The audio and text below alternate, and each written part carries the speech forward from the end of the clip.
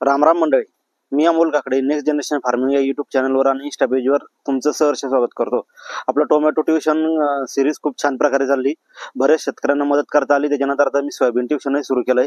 आणि आजचा जो विषय होता, आज रविवार असल्यामुळे थोडं निवांत येऊन बसलो शेतामध्ये. आणि एक मेन विषय महिना 2 महिने झाले माझ्या मनात चालू होता की जमिनीचं आरोग्य. कारण आमचे टोमॅटो शेत जवळपास पहिल्या व्हिडिओमध्ये सांगितलं 1988 पासून, म्हणजे 1988 पासून आम्ही एका शेतात वारंवार एकच टोमॅटो पीक घेतोय. त्याच्यामध्ये इनऑर्गॅनिक खतं टाकतोय. म्हणजे आपले काय म्हणू, कॉस्टली 19-19-052-13-0-45 ते 12-14-48 काय काय नाहीत अशा प्रकारचे याच्यात फॉर्म्युले केले. साहजिक जे प्रोडक्शन म्हणजे उत्पादन वाढवण्यासाठी आपल्या शेतकऱ्यांना ते करावंच लागतंय. पण आता दुसरी जमेची बाजू, म्हणजे जमेची बाजू नाही म्हणतात, आता एक हलकी बाजू अशी झाली की आमच्या मातीचं आरोग्य हे कुठेतरी लोप पावत चाललंय. आमच्या किंवा तुमच्या कोणाचंही असू दे, शेतीचं जे केंद्रबिंदू असतो ते असते माती. आणि मातीचं आरोग्य साबित ठेवणं हे खूप अवघड विषय झालाय. इनऑर्गॅनिक खतं आपण वारंवार त्याच्यामध्ये टाकतोय, रासायनिक खतांचा भरमसाठ वापर. आम्ही भरमसाठ वापर केलाय, काही असं खोटं बोलायचा काही विषय नाहीये. थोडे व्हिडिओ पाहिले असतील तुम्ही बऱ्यापैकी. म्हणजे दर तिसऱ्या दिवशी रेकमेंडेशन डोस कोणाला मेसेज करून सांगितलं असं, तिसऱ्या दिवशी 5 किलो एकरी अमुक ढमुक, वरतून फवारण्या, खालून ड्रिंचिंग, म्हणजे रासायनिक रासायनिक रासायनिक. कुठेतरी या गोष्टीला स्टॉप तर करता येणार नाही. पण एक व्हिडिओ मी बघितला होता, टू ब्रदर ऑर्गॅनिक फार्म म्हणून. आता डिटेलिंग नाही सांगता येणार, पण मी तो व्हिडिओ एका ठिकाणी आला होता. आमच्या बुलढाणा ऍग्रिकॉसच्या ग्रुपला लिंक टाकली होती आमच्या सिनियरना. तो व्हिडिओ बघितल्यानंतर मी तिथे एक गोष्ट जाणवली की आपल्याला माहिती NPK ॲझोटॅक्टर वगैरे आपलं म्हणजे phosphate solubilizing, potash solubilizing, nitrogen fixing bacteria आपण ऑलरेडी सोडतोय. पण याच्या व्यतिरिक्त जे आपलं सूक्ष्म अन्नद्रव्य असते याच्याही बॅक्टेरिया असतात. आणि जर एक विषय केला तुम्ही, आता एक बघा, अमेझॉनचं जंगल, तिथे कोणी खाद नेऊन टाकतंय का? शेतामध्ये खत टाकतं का? तरीही पिकं पिकं म्हणजे जंगलातले जे काही झाडं झुडपं असतात हे चांगल्या प्रकारे वाढतात. तुम्ही रस्त्यानं जा, पाऊस पडू द्या, डोंगराकाठी फुलांची माळा येतात, गावरांची फुलं असतात, वेली येतात. मग यांना आपण रासायनिक खतं नेऊन टाकतो का? नाही टाकत. मग त्यांना NPK आणि इतर सूक्ष्म अन्नद्रव्य कुठून मिळतात? आपल्या जमिनीमध्ये ह्या गोष्टी आहेत. पण आपण रासायनिक खतांचा वापर करून करून आपलं सेंद्रिय कर्ब आणि ऑर्गॅनिक कार्बन जे काय म्हणतो आपण, हा शून्यावर आणून टाकलाय. जर तसं म्हटलं आता काहीतरी 0.45% असणार आहे. जो 1 ते 2% पाहिजे तो आता 0.5च्या खाली आलाय. आणि आपलं आरोग्य बिघडलं. मग आता याला उपाय काय? श्रीलंकेसारखं गव्हर्नमेंटनं 100% ऑर्गॅनिक करून बंदी आणायची रासायनिकवर? नाही पॉसिबल. तर आपणच हळूहळू हळू, माझा शब्द काय, स्लो मोशन, एकाच वर्षात ऑर्गॅनिककडे वळायचं नाही, पण 5-10 वर्षामध्ये बॅलन्स आपल्याला करायचा. बॅलन्स जर मी 19-19-19 देत असेल तर त्याच्यासोबत नायट्रोजन फिक्सिंग, पोटॅश सोल्युबलायझिंग आणि इतर जे काही बॅक्टेरिया असतात, आपलं स्फुरद विरघळणारे, पालश विरघळणारे, नत्र विरघळणारे, हे गेले पाहिजे. आपण जर मायक्रोन्यूट्रन देत असेल तर बोरान विरघळणारा, कॅल्शियमचा, त्याच्यानंतर सल्फर विरघळणारा, झिंक विरघळणारे जीवाणू गेले पाहिजे. त्या व्हिडिओमध्ये त्या दोघा भावांनी एक सांगितलं होतं की जमिनीमध्ये आहे पण आपण ते मारून टाकले. जीवोजीवस्य जीवनम, म्हणजे जीव दुसऱ्या जीवावर जगतोय. अन्न साखळी निसर्गानं तयार करून दिली, आपण अन्न साखळीला ब्रेक केलाय.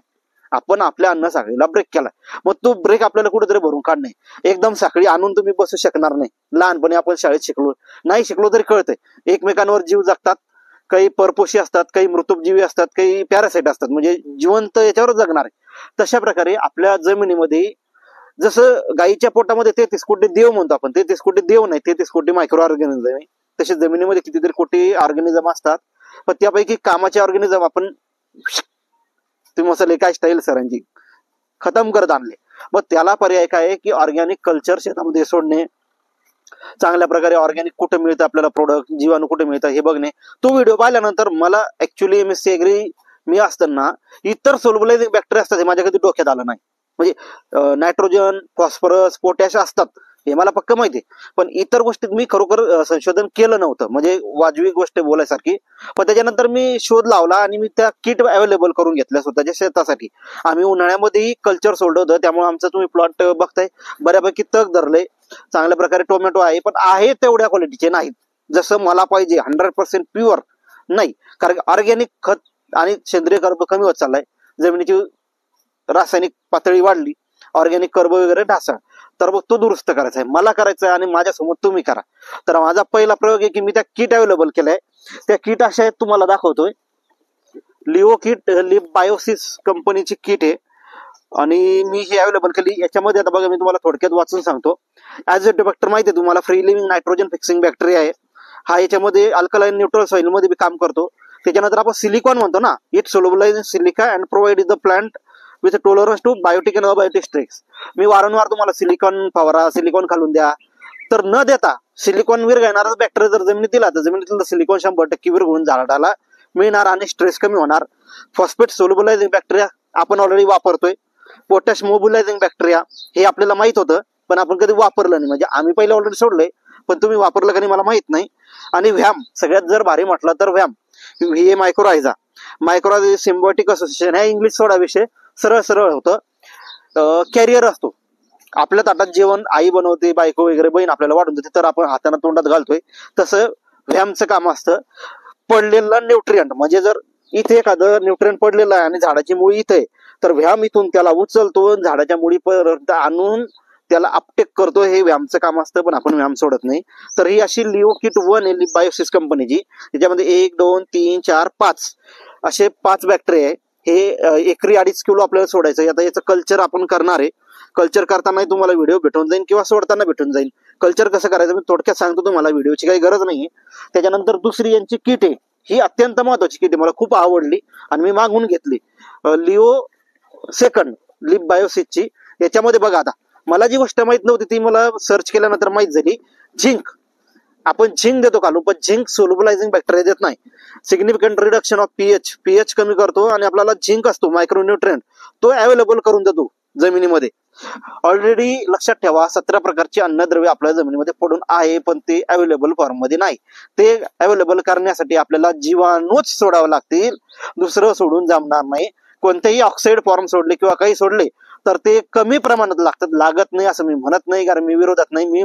मी टनानं खत टाकतो शेतामध्ये, पण त्याच्यातलं क्विंटल न लागतंय. त्याच्यानंतर सल्फर, हा सेकंडरी मायक्रोन्यूट्रिएंट आहे प्लांटसाठी, नायट्रोजन फिक्सेशन करतो. त्याच्यानंतर राईझोबियम माहिती तुम्हाला, bacteria which fix atmospheric nitrogen, plant root सप्लायला महत्वाचा घटक काम करतो हा. त्याच्यानंतर याच्यामध्ये अशी बुरशी PSFB, recognise and attach the photogenic fungus and secrete lytic enzyme. काय असतं, काही ज्या बुरशी असतात किंवा जे जीवाणू असतात ते असे काही केमिकल सोडत असतात. आता आपण म्हटलं की आपण जे मलमूत्र विसर्जन करतो ते इनडिरेक्टली शेतात काम येतं. तसं या जीवाणूंचं जे मलमूत्र असतं ते आपल्या शेतीच्या फायद्याचं असतं, पण ते जर नसलंच तर काय फायदा होणार आहे. तर हा collar rot, stem rot, root rot, त्याच्यापासून PSFB आपल्याला हे करतो. त्याच्यानंतर आता माझा जो व्हिडिओ होता, चिरा पडायला लागल्या, काळा डाग यायला लागला टोमॅटोच्या फळाला मागून, आता ते तुम्हाला साईडला दाखवतो फोटोमध्ये काळा डाग कसा पडतोय, तर चिरा आणि काळा डाग. तर तो पडून येऊन आपल्याला कॅल्शियम बोरानची फवारणी मी तुम्हाला रिकमेंडेशन केली. पण आता कॅल्शियम बोरान सोडल्यानंतर ते अपटेक होतं का, तर ते किती अपटेक होतं मी हे तुम्हाला बोललो होते, वारंवार सोडावं लागेल. आता ते अपटेक करण्यासाठी मी सोल्युशन शोधून काढलाय. याच्यामध्ये कॅल्शियम आणि बोरॉन सोलुबलायझिंग बॅक्टेरिया आहे, इसेन्शियल प्लांट न्यूट्रिएंट कॅल्शियम, आणि तो आपल्याला या कल्चर मधून अवेलेबल होतो. आणि बोरॉन बी तुम्हाला माहिती इसेन्शियल. ही अशी 2.5 किलोची किट, म्हणजे 2 मिळून 5 किलो होतं. हे एकरी सोडावं लागतं आपल्याला शेतामध्ये. आता याचं कल्चर कसं करायचं, 200 लिटर पाणी घ्यायचं, त्याच्यामध्ये 250 किलोग्राम नाही, 250 ग्राम चांगला ऑर्गॅनिक गुळ घ्यायचा आणि हे कल्चर त्याच्यात काढून द्यायचं आणि 5 ते 6 तास ठेवायचं आणि 5 ते 6 तासानंतर सरळ सोडून द्यायचं. म्हणजे कल्चर करण्याचाही टाइम आपला रिड्यूस झालाय. त्या काय असतात, आपण काय म्हणतो, सुप्त अवस्थेत बॅक्टेरिया असतात, त्याला 5 ते 6 तास जर आपण पाण्यात ठेवलं, भिजत घातलं, तर ते ऍक्टिव्ह होतात आणि ऍक्टिव्ह झालेलं कल्चर आपण जर शेतात सोडलं तर 100% आपला फायदा होतो. आणि हा व्हिडिओ अशा योग्य टायमाला बनवतोय की वातावरणामध्ये गारवा तयार झालाय, जमीन ओली झाली आणि जमिनीमध्ये पावसाळा आणि हिवाळ्यामध्ये एवढं भयंकर कल्चर वाढू शकतं ना, तर तुम्हाला बुरशीनाशक इतर गोष्टी सोडायचं काम नाही. 2 बॅग खताच्या कमी सोडा, पण हे कल्चर तुम्ही शेतात अवश्य सोडा. आता मी याचा डेमो करतोय, प्रयोग करतोय, मी आणलंय, परचेस केलंय, तर याचा मी प्रॅक्टिकल करणार, तुम्हाला रिझल्ट 100% दाखवणार. अजून एक गोष्ट मी मागवली, आता तुम्ही थोडं प्लॉटला बघताय माझ्या शेतामध्ये पिवळे शेंडे पडलेत, त्याच्यामध्ये झिंक आणि फेरसची कमतरता असते. आणि काय होतं, सेम आहे, आपण फवारणी करतो, 50% वाया जातं, 50% अपटेक होतं, 50% कुठे जातं कळत नाही. म्हणजे एक पोळी वाढल्यानंतर चतकोर पोळी झाडाच्या वाट्यावर येते, तर ती मला येऊ द्यायची नाही, मला ती 100% आणायचा प्रयत्न करायचा. एका वर्षात नाही होणार, तुम्हाला न मला एकमेकांसोबत काम करावं लागणार आहे, नवीन प्रयोग करावा लागणार आहे. एकमेकाचा एक करू अवघे धरू सुपंत माझा नाराच आहे. त्या प्रकारे हा एक लीफ फेरस आणि झिंक सोल्युबलायझिंग बॅक्टेरिया मी आणलाय. मोबिलायझिंग बॅक्टेरिया, मोबिलायझिंगचा अर्थ काय होतो, एका जागेहून दुसऱ्या जागी त्याला नेणे. म्हणजे जमिनीमध्ये जर तुमचा फेरस आणि झिंक पडलेला आहे तो उचलणे आणि झाडाच्या शेंड्यापर्यंत नेणे, हे आपलं सेम काम करतंय. याचं अर्धा लिटरचं एकरी सोडायचं प्रमाण असतं. हाही मी आता सोडून बघतो आणि 3 ते 4 दिवसामध्ये जे शेंडे पिवळे पडलेले दिसत आहे, आता पाऊस पडून गेलाय, मायक्रोन्यूट्रिएंटची कमतरता पडली तर थोडेफार शेंडे पिवळे पडलेले तुम्हाला दिसू राहिले ऑलरेडी. हे जर हिरवेपणा झाला म्हणजे हे प्रोडक्ट 100% काम करतोय.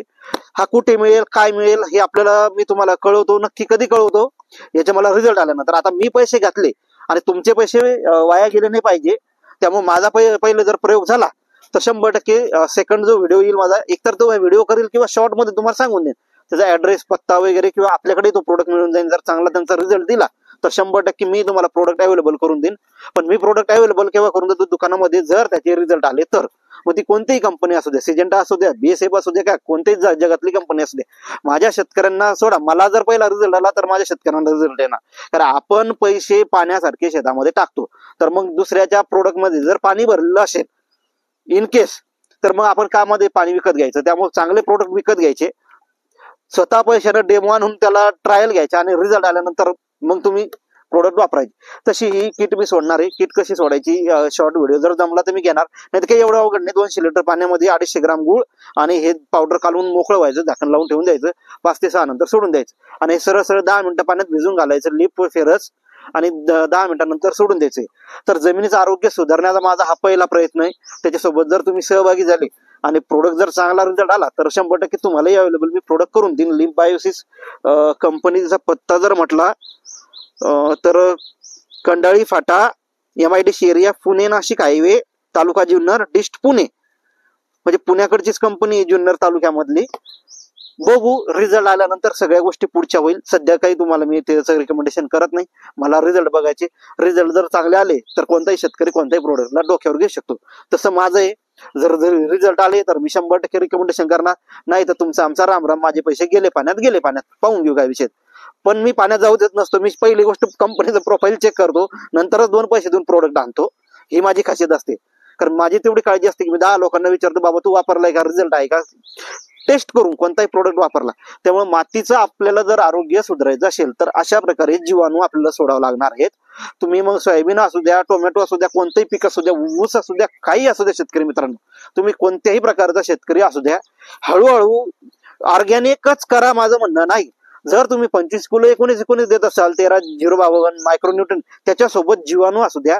फक्त जीवाणू सोडताना आपल्याला काळजी घ्यावी लागते, बुरशीनाशक खालून जाऊ द्यायचे नाही जीवाणू सोबत. तर काय होईल, वाईस वर्षा, जर ते बुरशीनाशक तुम्ही लगेच जाऊ दिलं तर आपलं जमिनीतलं हे जीवाणू मरतील. त्यामुळे जर तुम्ही ऑलरेडी स्ट्रक्चर, आता पावसाळी टोमॅटो आहे, एवढा भयंकर रूट रॉट वगैरे येऊ शकतो, प्रॉब्लेम येऊ शकतात. जर तुम्ही जीवाणू वापर केला तर त्या जमिनीला एक संरक्षण कवच तयार होईल आणि ते संरक्षणच आपल्याला फायदा देईल. तर एवढं मी बडबड करण्याचं कारण, आज रविवार आहे, माझ्याकडे वेळ भेटलाय, मी कोणती गोष्ट अभ्यासपूर्वकच बोलतो, नाही तर मी कमी बोलतोय. तर मला ह्या गोष्टी आवडल्या, मी त्या तुमच्या समोर मांडल्या आणि मी माझ्या शेतात रिझल्ट बघितलाय. आता दिवसेंदिवस तेच करून कुठेतरी जमिनीची काय म्हणतो सुपीकता कमी होत आली. आणि त्या 2 ब्रदर्स ऑर्गॅनिक फार्मचा जो मी व्हिडिओ बघितला मला खूप प्रेरणादायी वाटलाय, कारण त्यांनीही शून्यातून विश्व निर्माण केलंय. मला जर लिंक मिळाली तर मी 100% त्या व्हिडिओची बायोमध्ये लिंक देईन, मला सापडेल माझ्या ग्रुपला. तर तो व्हिडिओ तुम्हीही बघा. कारण ऑर्गॅनिक करणं किती महत्वाचं आहे, पण ऑर्गॅनिक एकदम करणं नाही, आपल्याला हळूहळू आपलं क्षेत्र त्याच्याकडे न्यायचंय. आपल्याला बॅलन्स न्यूट्रिएंट मॅनेजमेंट करायचंय. आपल्याला ऑर्गॅनिक आणि इनऑर्गॅनिकची साथ देऊन जोड घालून आपलं उत्पादन वाढवायचे. तर अशा प्रकारे मी माझी बडबड इथं थांबवतो, कामाचीच बडबड होती. आणि नेक्स्ट याचं ट्रायल घेतो, याचे रिझल्ट तुम्हाला देतो. रिझल्ट जर चांगले आले तर 100% तुम्ही प्रोडक्ट असे वापरा आणि आपल्या जमिनीचं आरोग्य सुधारवा. हेच नाही, अजून आपल्याला बऱ्याचशा गोष्टी मातीवर बोलायचे. आज फक्त माझा पहिला व्हिडिओ आहे मातीवर, अजूनही बऱ्याचशा गोष्टी आपल्याला मातीवर बोलायचे. कारण मातीच आपली जीवनदायिनी शेतकरी लोकांची, आणि तिचं आरोग्य आपल्याला सुधारवायचंय, पण स्लोली सुधारवायचंय. हळूहळू आपल्याला नवीन टेक्निक वापरायची. पण एवढा लांब व्हिडिओ तुम्ही पाहणार नाही मला माहिती आहे, त्यामुळे इथंच थांबतो. व्हॉट्सअपला लिंक देतो खाली ग्रुपला, तिथे जॉईन करा, इतर गोष्टी तुम्हाला माहिती मिळतील. आणि पावसाळी टोमॅटो उत्पादक शेतकऱ्यांना थोडी काळजी घ्या. साम दाम दंड भेद आपला टोमॅटो वाचला पाहिजे. आम्ही साम दाम दंड भेद आमचा टोमॅटो प्लॉट वाचवलाय, कारण की आता भाव सुटायला लागलेत रॉकेट सारखे, रॉकेट नका म्हणू द्या पण हळूहळू सुटायला लागले, त्यामुळे काळजी घ्या. सोयाबीन उत्पादक शेतकऱ्यांसाठी मी नेक्स्ट व्हिडिओ नक्की लवकर घेऊन येतो. येत्या 1-2 दिवसामध्ये सोयाबीनचा बेस्ट व्हिडिओ मी तुम्हाला देतोय. त्याच्यामध्ये एक सरासरी लागवडीपासून तर काढणीपर्यंत एक आढावा देतो तुम्हाला काय काळजी घ्यायची सोयाबीनची, जेणेकरून आपल्याला उत्पादन वाढेल. तर आजचा व्हिडिओ इथेच थांबतो. रामकृष्ण हरी मंडळी, तुमचा आमचा राम राम. भेटूया नेक्स्ट व्हिडिओमध्ये. Bye bye.